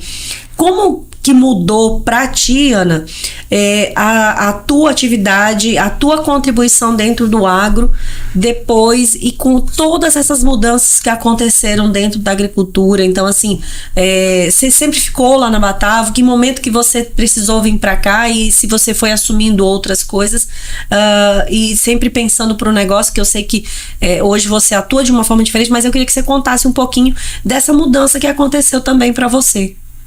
Sim, mudou muito da época para cá. Eu sempre me envolvi bastante, né, em negócio da fazenda. Desde peça, diesel, contratar funcionário, contadores. Então a gente deixava pelo menos uma vez no mês vir resolver as coisas na cidade, tipo banco, cartório, contador. Sim. E mercado. E ficava 1-2 dias, voltava mas sempre a gente deixava para resolver aqui na cidade muitas coisas, né? Uhum. Diferente de hoje, né? Que hoje, pela tecnologia, tem internet na fazenda, em qualquer lugar tem internet, né? Uhum. Mas que eu me fixei, vim por causa de escola para cá, quando os meninos precisavam sair de lá para vir numa escola melhor, né? Uhum. E aí eu me fixei mais na cidade, mas sempre me envolvi nas coisas de fazenda. Aí você estava aqui, mas o tempo todo ligada e resolvendo as questões administrativas. Sim. Né? Porque cada vez mais... Hoje a gente tem muito documento, né? A gente estava falando dessa questão da terra, exatamente. Por exemplo, a questão de a questão de... tudo é papel, né? Aumentou muito, né? Daquela época aumentou muito essa exigência de documentação, muito. O agricultor hoje tem que estar ligado em leis, em IBAMA, em tudo, né? Uhum. Na verdade, até agora mesmo, há 3-4 horas atrás, estava com a fiscalização lá dentro da fazenda. Nós estamos sendo, além de achacados com um avanço tributário para cima, sabe? Uhum. De Ana Lara, e a gente quer deixar isso bem claro que nós estamos sendo perseguidos mesmo, né? E estamos sendo extorquidos, porque essa forma de tratamento que o produtor rural no Brasil está enfrentando é muito humilhante e está quebrando muitos produtores. Eu, por sinal, já destaquei isso pessoalmente numa fala com o governador atual, Carlos Brandão, né? Que esse avanço que eles estão fazendo para cima do produtor rural é injusto. Tá, é inconsequente e é até inconstitucional, porque nós estamos sendo taxados de forma bem discriminatória, sabe? E deixei claro para ele, né, que vai quebrar o setor, porque hoje muitos agricultores, Ediana, Lara, eles estão abrindo as piores terras do Maranhão, são as áreas mais arenosas, de menores fertilidades, né, que o top do Maranhão, que é um estado fantástico, maravilhoso, né, já foi tudo aproveitado, primeiro pela pecuária. A pecuária ocupou as melhores áreas, né? Depois veio a agricultura, que pegou os chapadões, né? Que são terras fracas também, né? De pouca fertilidade, mas pelo menos com a topografia e com um teor de argila melhor e com regime de chuva mais estável, justamente, Diana, bem lembrado. E hoje a grande área de expansão agrícola no Maranhão, que é a indústria riqueza do Maranhão, é o agro, os grãos, tá? Que são as áreas mais adjacentes, de menores fertilidades, de mais arenosas e de piores condições de solo e de clima, principalmente. Que vai demandar um maior investimento. Vai demandar um maior investimento, né? Que precisa de ter uma consciência de não achacar o produtor rural para ele poder investir nesse solo fraco, e que é uma indústria a céu aberto, a agricultura. É uma indústria a céu aberto, ela depende demais das variações climáticas, né? E que não são tão estáveis onde está sendo abertas as áreas hoje, né? Quando não falta chuva, tem excesso de chuva na colheita, igual nós estamos observando agora. Muitos produtores perdendo muita soja depois de pronta, né? Com excesso de chuva na colheita. Então, a gente está passando... áreas bem próximas com falta de chuva. Com falta de chuva. Então, tem toda essa variação e esse avanço público para cima de fiscalizações, de exigências. A cada época inventa uma coisa. Era CCIR, depois georreferenciamento, ECAR, regularização isso, regularização aquilo, normatização aquela. Eu acho que tem alguém que tem um emprego chamado "o que eu posso fazer para atrapalhar?" Pronto. Entendeu? E tá lá martelando o trem. Para atrapalhar, Lara, e principalmente para arrecadar. Arrecadar. Hoje mesmo do IBAMA, né, em relação à questão que aí foi até um tema que eu vi numa discussão de grupo sobre essa questão que... E aí, gente, assim, por que a gente traz essas questões? Porque elas são importantes a gente pontuá-las para esclarecer, né? O produtor rural, antes dele fazer um desmatamento de uma área, tecnicamente ele vai lá pedir uma autorização para fazer um desmatamento de uma área. Então ele vai ter que ter uma autorização. Se ele não tem, ok, a gente está falando de uma situação irregular. Mas se ele está com uma situação regular, não cabe, né, determinado tipo de fiscalização. Então tem os dois lados da moeda, não é? Nessas situações. Eu vejo que, primeiro, a questão constitucional, né? Cada propriedade aqui na região que nós estamos, né, tem o direito constitucional de se permitido a exploração de até 65% da propriedade, sim, né? Sim. Então, começa por aí. Se ele tem esse direito, por que criar tantas dificuldades para ele exercer o direito constitucional de abrir? Então, igual eu comentei no programa recente do Canal Rural, né? É a única classe empresarial que já começa a sua atividade tendo um passivo de, no mínimo, 35% do seu capital investido que você precisa deixar sem explorar. Tipo assim, igual a sua casa, né? E preservar, né? A sua casa. Você constrói uma casa de 100 metros quadrados, você não vai poder utilizar 35% dela. Um quarto tem que ficar com a porta fechada e não utilizar uma vaga da garagem. Um espaço, né? É recursos naturais. É recurso natural, tá bom, recurso natural, mas aí a gente já tem isso, já deixa esse espaço, né? Sim. Preservado. Então teria que ter toda a facilidade pública para se abrir dos 65. E poder explorar os 65. Não, mas além disso, além de você ter que deixar 35% 10% tem toda a tributação e a dificuldade e a autorização e a burocracia para se explorar os 65. Então a gente quer trabalhar, quer gerar emprego, quer gerar riqueza, quer gerar renda, né? E tem a dificuldade. Não. Para você fazer isso, você tem que me pedir, você tem que me pagar, você tem que pagar taxa, você tem que... Então E mesmo fazendo tudo isso, ainda pode ser negado. Muito, além de ou ser negado, mas ou usa-se muito tempo para resolver uma questão que poderia ser resolvida de forma rápida, né? Rápida. E principalmente com o uso, para você. Sim. E principalmente com o uso da tecnologia, né? Com então certeza. Hoje, teoricamente, você tem todo, quer dizer, já tem o carro, tá lá. Visualizou, tá aqui. Por que não se libera? Por que não agilizar esse processo, né? Hoje tem mapas de satélite, né? Era só você falar o carro, sua propriedade no georreferenciamento está localizada aqui. Foto de satélite, aproxima. É essa a propriedade que eu tenho. O documento está aqui. Tá tudo georreferenciada, ótimo.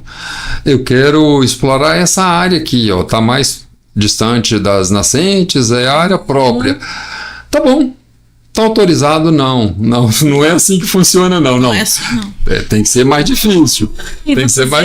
Vamos lá. Então é essa dificuldade toda que o produtor rural enfrenta e que consome muitos recursos. E que muitas vezes tempo, recurso e muitas vezes inviabiliza, viu, Lara? Inviabiliza a atividade econômica. Está inviabilizando de muitos produtores. E com essa queda nas commodities, né, do preço internacional, a gente sabe, né, que os preços dos grãos ele desce de elevador, né? E os custos desce de escada, e uma escada complicada, desce devagarzinho, né? Então a gente está passando uma dificuldade. O degrau vai trava, né? Fica um tempinho ali. Mas a fala de vocês antes da questão de falar de taxação, de imposto daqui, imposto dali, cria um trem novo, outro trem novo. Hoje eu estava vendo, tem uma página que eu sigo, que um rapaz que é do agro, e ele falou uma coisa tão interessante, pena que eu fui tentar procurar agora e não achei, que é uma coisa que eu me pergunto sempre. Ele estava falando assim, que por mais... Ele deu o exemplo da Expo Direto, Sim. que acabou de acontecer, e deu o exemplo do ano passado da Expo Inter. Ele fala assim, gente, eu queria entender esse boom das feiras agropecuárias. Ele falou especificamente do Sul, porque o Sul vem de 4 anos de quebra de safra. Eu li essa reportagem. Você leu? Também. Você não achou interessante? São os números fabricados Isso, que as grandes feiras fazem. E ele né? fala que é por isso... Para poder garantir a manutenção da feira. Fala que é por isso também que foi tirado o crédito rural. Porque, se vocês têm esse tanto de dinheiro... Não precisa. Em compensação, né, felizmente, né, algumas feiras aí estão cancelando e com os textos fazendo exatamente referência a isso. Quer dizer, como que eu vou fazer uma feira se não existe crédito para a comercialização de máquinas e equipamentos? Uma feira, 90% da movimentação seria, né? Então, estamos passando por uma fase crítica, né? E vamos ver. Agora, esse ano está aproximando o mês de maio, né? Que começa esses megas eventos, né? Vamos ver como vai comportar. Final de abril já chega a maior, a maioria das que é a AgriShow. Ela não é exclusiva mais para o agro, né? A maioria, ou muitas delas, elas realmente produzem uma parte da feira para negócios e uma boa parte, ela é só um número para diversão. Então, assim, você pode mostrar para o Brasil, para o mundo, que você tem uma feira com X quantidade de pessoas que frequentaram aquele ambiente. Mas quanto desse público realmente é o público que... Alvo das feiras. Alvo das feiras, né? Então eu acho que disso daí. Mas eu quero fazer uma outra pergunta aqui que eu acho que é extremamente pertinente, foi um dos motivos também, né? É assim, falar um pouquinho, né, Oliveira? Já que tá falando de colheita. E falando de coisa boa, porque aí são exemplos, bons exemplos que a gente tem orgulho, né? Sim. Primeiro porque a gente tem orgulho porque é realmente uma prata da casa, né? É alguém daqui do Maranhão, é um nome indicado. Você participando aí da premiação do personagem, né? Como um produtor de soja.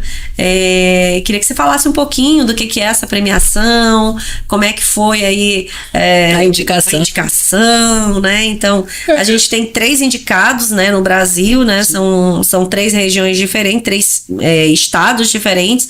Mas, assim, o fato de ser uma pessoa aqui do Maranhão, então, assim, dá realmente pra gente esse gostinho a mais, né? De estar participando. Então, se puder falar um pouquinho. Pra avisar, eu já votei, tá?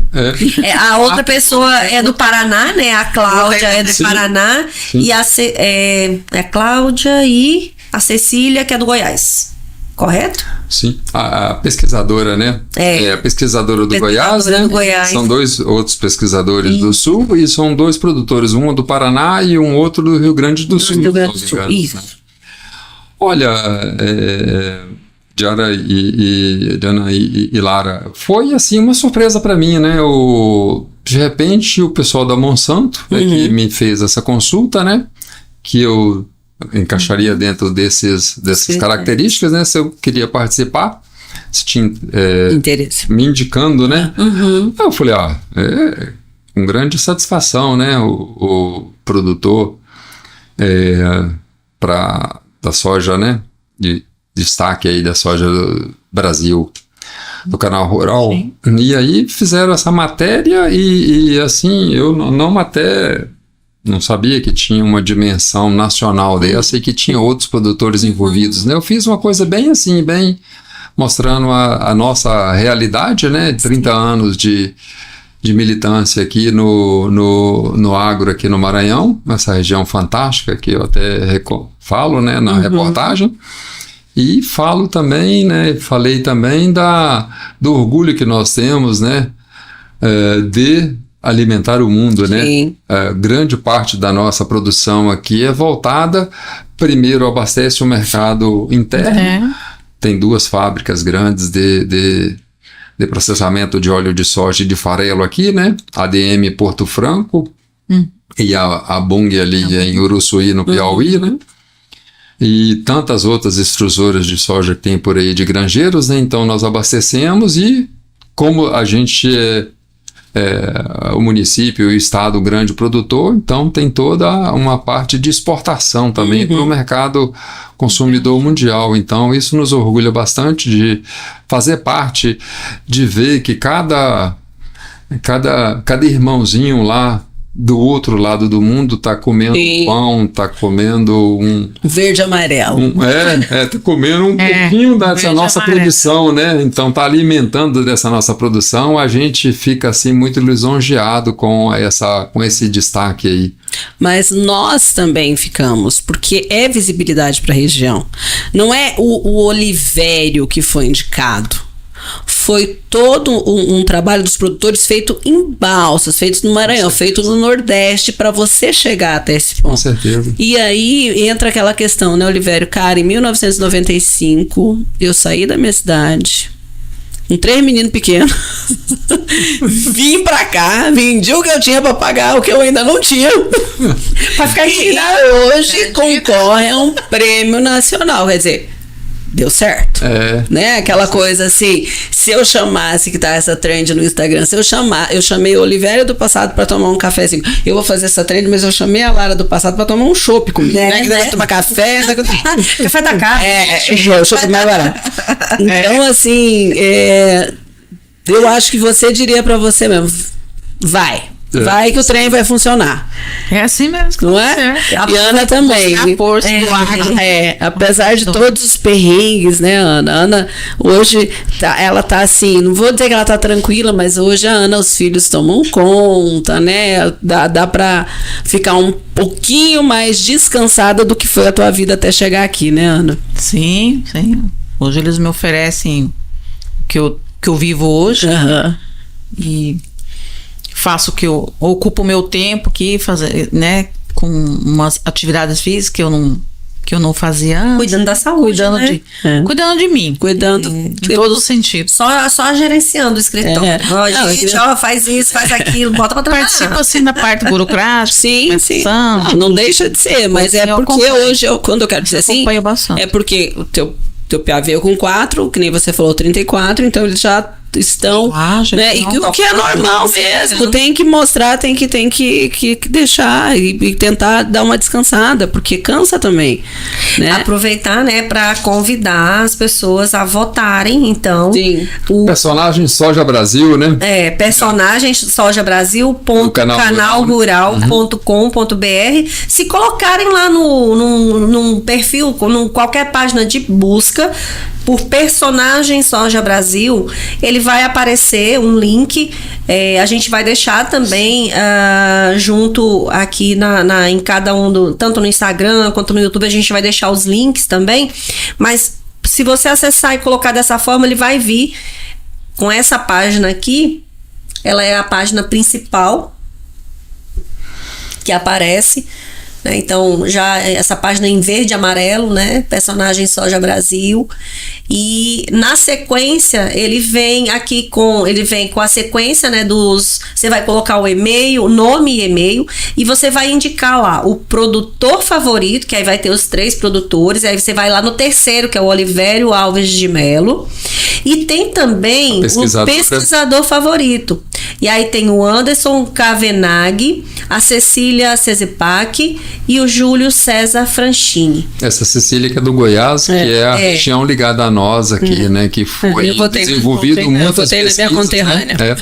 Muitas pesquisas que a doutora Cecília fez referência voltado para a produção dos cerrados, né? Aqui do Norte e Nordeste. E mais uma dica aí, né? Que a gente está representando esse bravo produtor de todo o Norte e Nordeste, né? E Centro-Oeste do Brasil. Exatamente, é isso que eu falo. Não é apenas o Olivério. Não, o Olivério é o personagem. Mas o personagem que isso é pro estado, pro agro Maranhão, né? Vou colocar pro agro Maranhão. Isso é um reconhecimento fora de série. Com certeza. Então, assim, bora lá, gente, só com o dedo aí, vota, porque o prêmio é pro estado. Porque, na verdade, o voto ele é exclusivo, né? Você não consegue votar várias vezes, porque você vincula o seu nome e seu e-mail. Seu e-mail. Aí é outra história. Eu até consultei a Silmara, né? Que é a editora lá do Canal Rural, né? Essa semana, quando que... A minha mãe que fica perguntando... Quando que vai, né? Aí eu perguntei pra Silmara, vai até o final de abril. Então, nós temos ainda o final de março e tem o mês de abril para... então quer dizer que quando for a comemoração dos 30 anos, pode ser que o prêmio já esteja aqui. Com certeza. Você é para trazer esse prêmio para cá, né? E na festa, vamos divulgar essa vitória dessa personagem aí, que representa todo o produtor do Norte, Nordeste e Centro-Oeste, né? Vamos trazer para cá e comemorar junto no Agro Batavo, né? Nos 30 anos do processo. Na verdade, Satopiba, né? Sim. Porque dessa região tem outro? Não. Então entendeu? Aí já é outra região. Com certeza. E mais, além do Matopiba, mais o Goiás. Sim.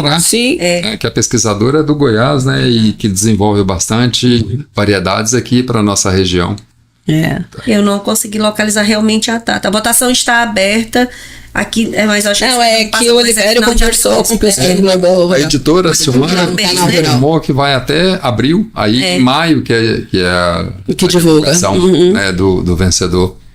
Quando termina mesmo, começa a descansada da safra. Que muito bom, muito bom. Bom mesmo.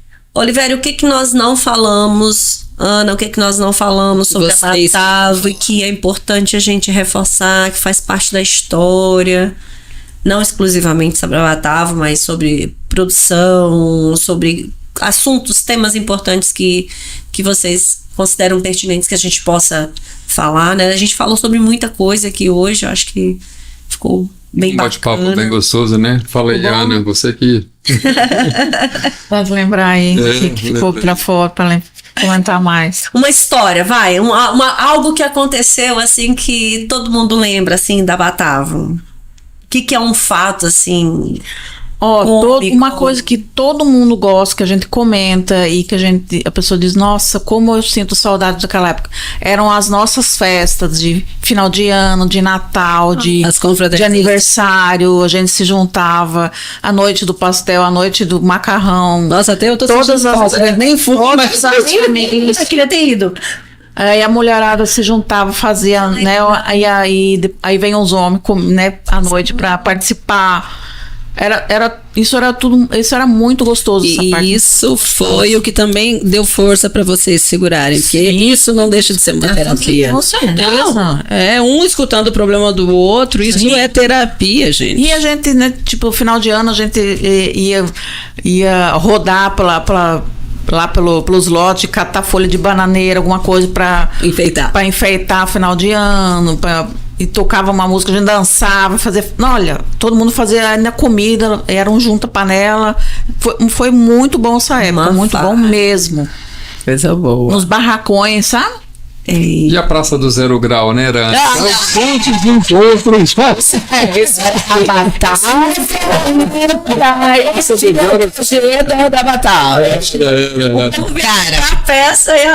Era?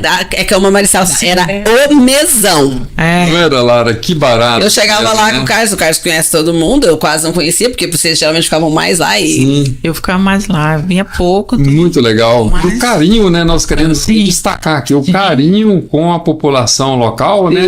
Os balsenses mesmo nos receberam, né? Foi muito gostoso, viu, Diana e Lara? Era uma energia vibrante, né? Vocês são da Batavo, né?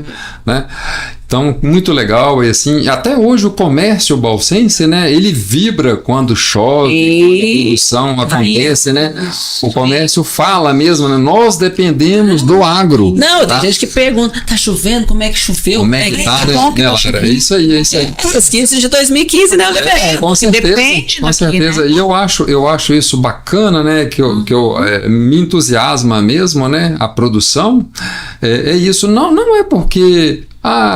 não é por causa do dinheiro que dá, não. Que às vezes nem dá, tá? Nem dá tanto assim, igual povo pensa. A gente pinta, né? Porque nós somos orgulhosos de falar do nosso empreendimento, né? Acaba que a gente se exalta um pouco, né? Verdade. A quantidade de investimento é muito grande, mas eu acho o mais gostoso de tudo é essa atividade de âmbito, de alcance social que acontece no agro. A minha mãe, que é produtora, foi produtora até 2019, né? Pecuarista, lá no sul da Bahia. Então, pecuarista acha tudo caro. Tem um amigo de Açailândia, ele fala, né? Pecuarista acha tudo caro, o agricultor acha tudo barato. Né? Aí ela vinha para cá e ficava abismada com aquela quantidade de gastos que a gente faz para fazer uma lavoura, né? A quantidade de máquinas, a quantidade de investimento, colaboradores e de empregados que se envolvem, né? A quantidade de peças, a quantidade de manutenção. Então tem eletricista, tem mecânica, né? Quantas mecânicas, quantas que cuida os alojamentos, construção civil, indústria, indústria de oficina torneadora, de hidráulica, agora com informática que está muito inserida no agro, né? Os GPS da vida, né, Diana? Então é uma gama de alcance e de distribuição de renda fantástico. Tanto é que com essa falsa percepção que dá muito, né, nós estamos enfrentando dificuldade, porque os prestadores de serviço estão muito careiros. É verdade. Quero deixar um recado aqui, prestador de serviço, mas é porque eles também sofrem com a carga tributária, né? Prestação de serviço. Tem que repassar, né? Tem que repassar, né? Tudo, né? Você vê que em Balsas, né? Balsas é uma cidade que os amigos, quando vêm lá do interior de Minas e da Bahia, que vêm aqui nos visitar, tá? Carambeí, que é uma região já agro, né, Ana? Não tem eles não sentem tanto essa diferença, né? Não sentem. Mas as pessoas que não são de região agro, são mais de região comercial, eles chegam aqui e ficam maravilhados com o movimento e o movimento vibrante do comércio, dos números e do desenvolvimento. Balsas sempre falta material de construção, sempre falta mão de obra para construção, né? Então é uma gente está vendo fantástica. Aí em Paz, esses dias uma amiga falando que do lado da casa dela tem uma casa alugada, que ela ficava falando, nossa, toda hora tem gente diferente, mas por quê? Porque são equipes de soldadores que vieram de tudo quanto é canto. Sim. Viu? Porque não tinha.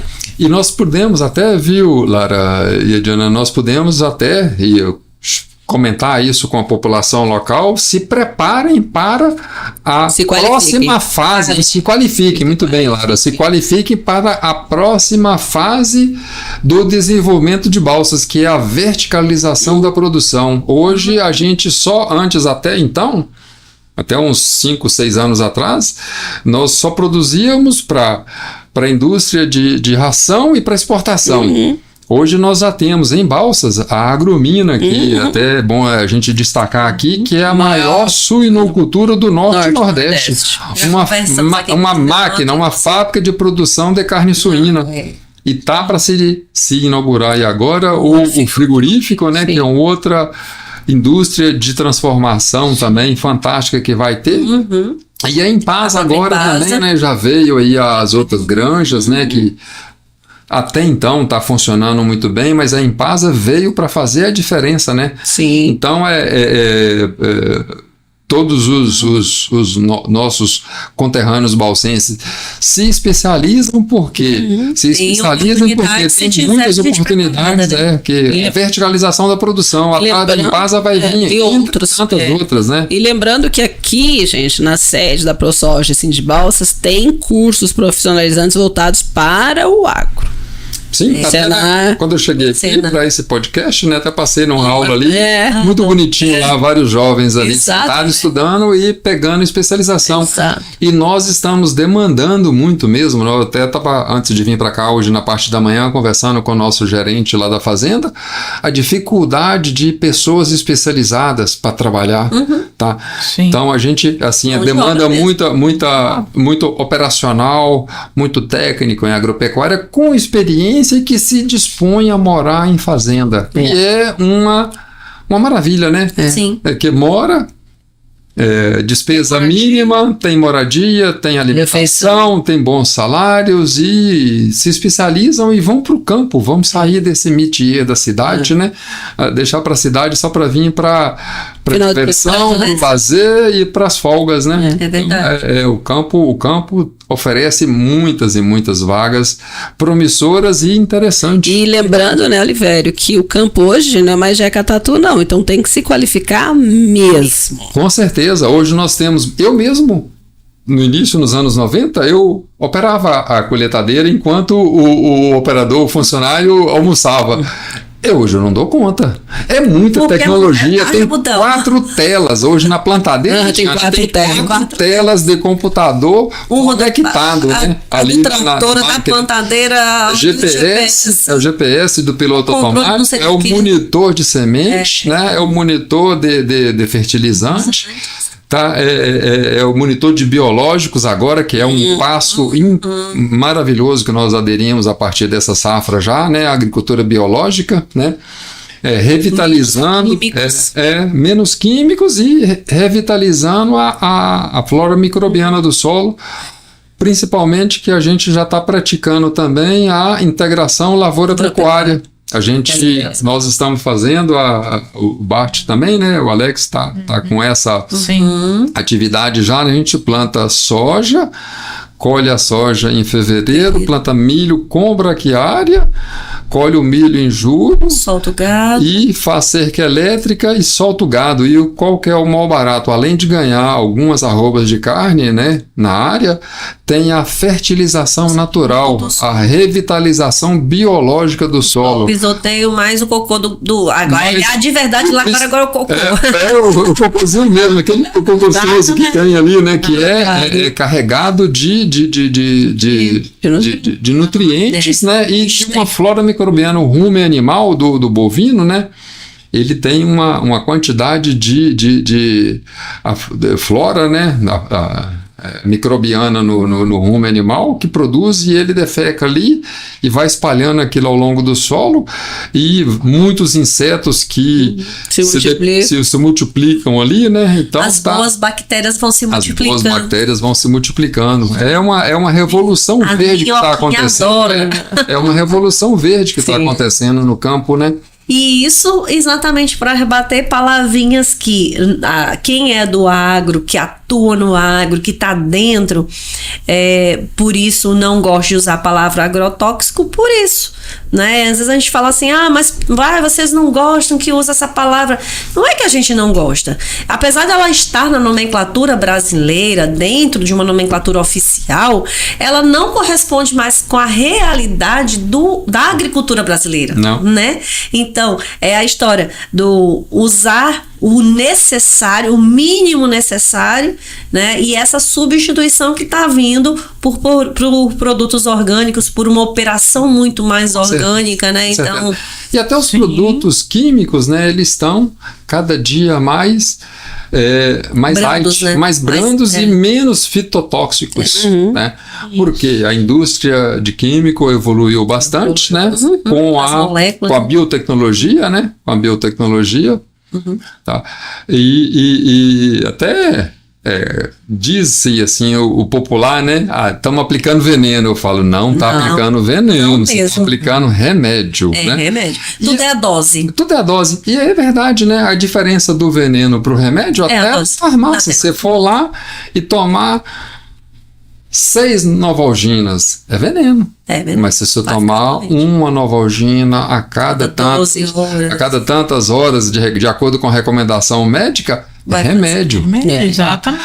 É igual nós falamos, nós aplicamos a menor dose possível recomendada pelo profissional da área, que é o engenheiro agrônomo. Então ali a gente... Primeiro, por que a gente não aplica em excesso? Porque é caro. Caro pra danar, vale um rim. Muito caro. E se aplicar em excesso, ele prejudica a planta.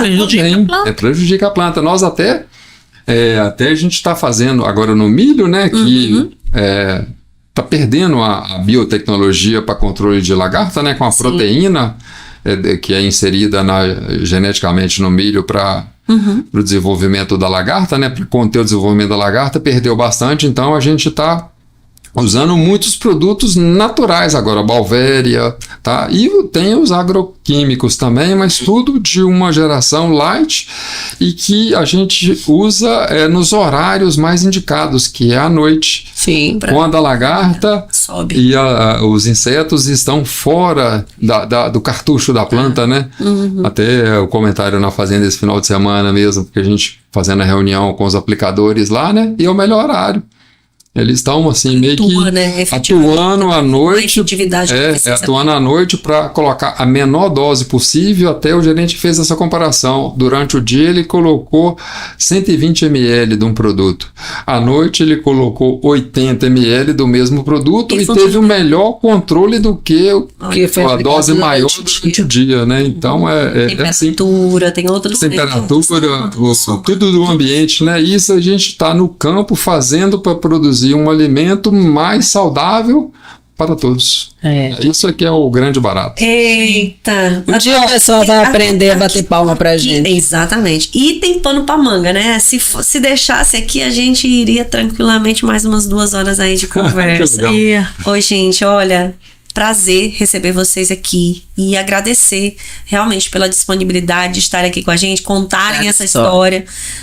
A gente fala muito aqui que a gente está aqui para contar histórias, fazer esses registros, que são registros que conectam, são registros que precisam ser realmente, né, contados, as pessoas precisam conhecer para que realmente se multipliquem coisas boas. E é sobre isso, né? Muito bem. Nós temos que aprender a ser como os judeus, né, que não esquecem as histórias, elas são repassadas, porque senão vai chegar daqui uns dias e ninguém sabe quem começou, entendeu? É que nem eu brincando esse dia, eu tô preocupada, gente, se o povo não aprender a fazer pamonha, cortar galinha caipira, eu tô lascada quando acaba esse povo sabe fazer isso, porque ninguém mais tá aprendendo. É por aí. É verdade. É verdade. Se acabar com o pequeno. É verdade. Já chega. Imagina. É verdade. Aí vai ter briga. Não aumenta o preço do piqui, não. Mas é isso, deixar com vocês o encerramento para vocês fazerem uma fala final aí e agradecer. Muito obrigada. Nós que agradecemos, né? Eu agradeço imensamente, fico feliz por contar essa história e o pessoal conhecer essa história da Batavo, né? Que a maioria sabe, mas tem maioria que tem também que não sabiam ainda, né? E aí, ficou feliz por contar essa história, ter história para contar. Tá bom. Estão todos e todas convidadas, né?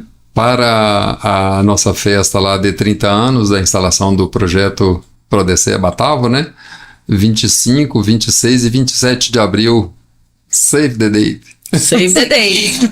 Salve essa data aí e será um prazer confraternizar conosco. O evento é aberto a todo o público, tanto da Vilinha, sim, né, da Batavo lá, quanto de Balsas e as autoridades convidadas, né? Então, sábado e domingo vai ser 2 dias de festa aberta ao público. Vocês estão convidadas, principalmente essa rede maravilhosa que são as Mulheres Mais, né? As mulheres do agro. A gente agradece demais. Esperamos vocês lá. Bora. Parabéns mais uma vez, viu? Parabéns mais uma vez e muito obrigada. Você já sabe, mas não custa lembrar, segue a gente nas redes sociais, então @Rede Agro Mulher Mais, chama na Butina, você pode encontrar este e outros programas nas nossas redes sociais, Instagram, YouTube, SoundCloud, Spotify, Facebook e por aí vai. Então, segue a gente. Até o próximo programa. Tchau, tchau. Tchau, galera. A Lavronorte é representante da marca John Deere, a maior fabricante de máquinas agrícolas. Lavronorte não apenas vende tratores e colheitadeiras, ela entrega confiança de que cada cliente terá o suporte necessário para maximizar sua produtividade. É como se cada máquina fosse uma extensão do próprio agricultor, projetada para enfrentar os desafios do dia a dia com eficiência e precisão. Estratégias, segurança do trabalho e ambiental é fundamental para garantir não apenas a proteção dos colaboradores, mas também a preservação do meio ambiente. É preciso adotar uma abordagem proativa, onde a prevenção é a palavra-chave. Isso envolve a identificação de riscos, a implementação de treinamentos e a promoção de uma cultura de segurança dentro da propriedade. Cordial Agro Seguros, financiamentos, consórcios. A Cordial Agro é uma empresa que se destaca no setor de seguros, financiamentos e consórcios, oferecendo soluções personalizadas para o agronegócio. Com um compromisso firme em atender às necessidades dos produtores rurais, a Cordial Agro proporciona segurança e tranquilidade, permitindo que os clientes se concentrem no que realmente importa, o cultivo e a produção. NS Bio Sustentabilidade se destaca por oferecer inovações sustentáveis voltadas para o controle fitossanitário de cultivos. A empresa busca integrar práticas que protejam as plantas e o meio ambiente. Focada em soluções sustentáveis, a NS Bio atua em diversas áreas, como agricultura, gestão de resíduos e energias renováveis, sempre buscando minimizar o impacto ambiental e promover a biodiversidade. Fazenda Laruna é um exemplo inspirador de liderança feminina. Essa abordagem encoraja outras mulheres, mostrando que é possível ter sucesso. A fazenda também pode servir como exemplo de boas práticas agrícolas, inspirando outros produtores a adotarem método que beneficie tanto a produção quanto o ecossistema. A Agromina é uma empresa reconhecida pela sua excelência na produção e manejo de suínos, com um compromisso firme com a qualidade e a sustentabilidade. A Agromina se destaca em várias áreas, incluindo genética, nutrição e saúde animal, garantindo que seus produtos atendam aos mais altos padrões do mercado. Ao escolher os cortes da carne suína da Agromina, você está optando por um produto que combina qualidade, sabor e responsabilidade. Fazenda MS. A Fazenda MS é realmente uma referência em manejo de solo no Maranhão, sendo reconhecida por suas práticas agrícolas sustentáveis. A Fazenda se destaca por implementar técnicas que promovem a saúde do solo. Tré Mesa e Amor, sua referência em mesas pós. propostas. Foca em trazer um toque de satisfação e estilo para a mesa posta, com louças e acessórios que garantem funcionalidade e estética, trazendo um toque especial e acolhedor para cada ocasião. Com um olhar atento aos detalhes, a marca se destaca na arte de criar ambientes que encantam e proporcionam experiências memoráveis. Hunter Assessoria, sua grife de investimentos e crédito. A Hunter Assessoria se posiciona como uma grife de investimentos e crédito, oferecendo serviços personalizados para atender às necessidades financeiras de seus clientes. Com abordagem focada em resultados, a empresa busca proporcionar soluções que vão desde a gestão de investimento até a consultoria em crédito, ajudando indivíduos e empresas a alcançarem seus objetivos financeiros. Microgel e biotecnologia. É uma empresa que atua na área de biotecnologia, focando em soluções inovadoras para o setor agrícola e ambiental. Os produtos da Microgel podem incluir biofertilizantes, inoculantes e outros bioprodutos que ajudam a otimizar o uso de recursos naturais, reduzindo a necessidade de insumos químicos e promovendo a sustentabilidade.